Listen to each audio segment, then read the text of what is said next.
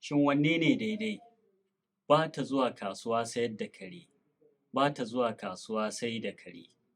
Galibi mukan yi kuskure wajen rubuta kalmomin da muke taƙaitawa a magana ta yau da kullum, musamman kalmomin da take take musu baya, kamar sayar da muke taƙaitawa zuwa saida. Ana kuskure a rubutu inda yawanci wasu ke haɗa kalmar da aka taƙaita da kalmar da ke kusanci da ita. Misali a ce, yana sayar da kaji. A rubutu kuskure ne haɗa kalmar da aka taƙaita da wata kalma zuwa yana sai da kaji.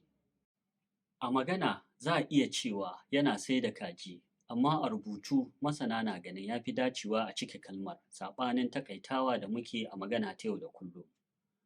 Taƙaita sayar da zuwa saida zai iya jirkita ma'ana ya rikita mai karatu.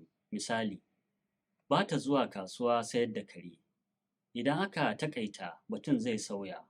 Ba ta zuwa kasuwa sai da kare.